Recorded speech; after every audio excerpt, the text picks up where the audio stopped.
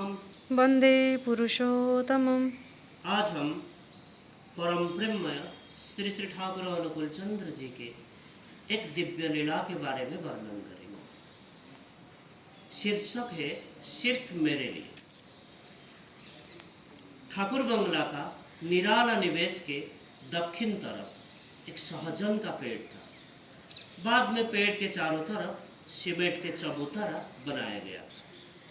एक दिन आश्रम के कर्मिक स्त्री पुराना मैली और कुछ फटी हुई साड़ी पहनकर उक्त सहजन पेड़ के नीचे खड़ी होकर श्री ठाकुर का दर्शन कर रही थी।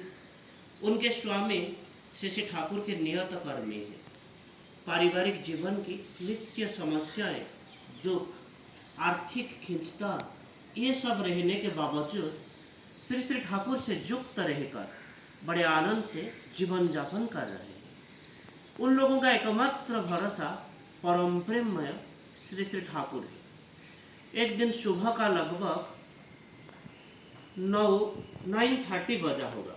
श्री ठाकुर के नज़दीक सरोजिनी माँ, सेवादी, अजित गांगुली दा एवं अन्य कई लोग हैं।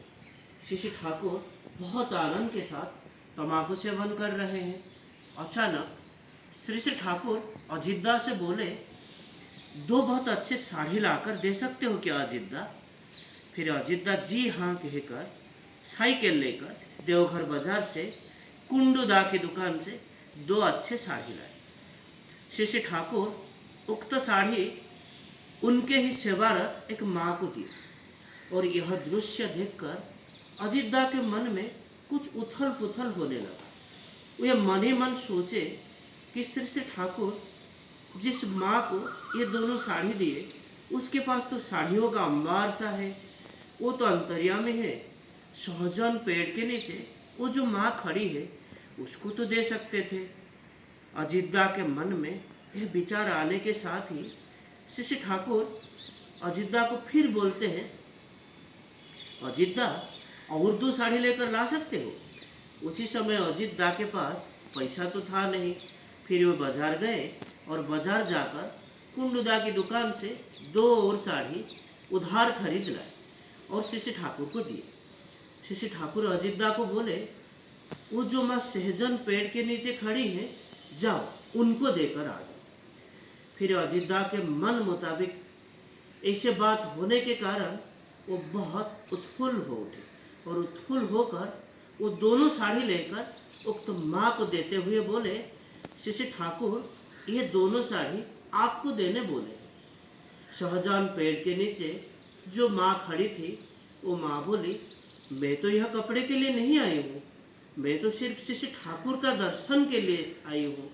मैं तो सिर्फ श्री ठाकुर का दर्शन करना चाहती हूँ। और बहुत समझाने के बाद भी वो साड़ी नहीं ली और वो माँ साड़ी नहीं लेने के कारण अजितदा के मन बहुत खराब हो गए। फिर अजितदा लौटकर श्री ठाकुर को माँ की ये बात बतलाई। श्री ठाकुर बोले, जाकर उस माँ से बोलो, मैं तो उसका पिता हूँ ना। एक पिता अपने लड़की को दे रहा है। श्री ठाकुर को इच्छा जानने के बाद वो दोनों साड़ी लेकर चले गए और कुछ देर बाद फिर एक नई साड़ी पहनकर श्री ठाकुर को प्रणाम करने आई। इस बीच सेवादी श्री ठाकुर को तंबाकू सेवन करने दी। श्री ठाकुर तंबाकू सेवन करते हुए बोले, सभी सोचते हैं मैं बड़ा बेवकूफ़ हूँ, कुछ नहीं जानता हूँ, कुछ नहीं समझता हूँ। कोई आता है मेरे पास कपड़े पैसों के लिए, फिर और कोई आता है अपनी ओर उंगली से इशारा करते हुए बोले, फिर और कोई आता है मेरे पास सिर्फ मेरे लिए आता है, सिर्फ मेरे लिए आता है। अजितदा ये बात सुनकर अचंभित हो गए। उनके मन में जो उलट पुलट का भाव उत्पन्न हुआ था उसके चलते वह स्वयं को अपराधी अनुभव करने लगे। उनको लगा कि इस क्षुद्र बुद्धि से उनके जैसे इतना विशालत्व, इतना बड़ा, इतना विशाल हृदय को वो समझना संभव नहीं है, उनको जानना संभव नहीं है, उनको पहचानना संभव नहीं है। ये घटना इष्ट मनन किताब से लिया गया है। तो आज के लिए इतना है।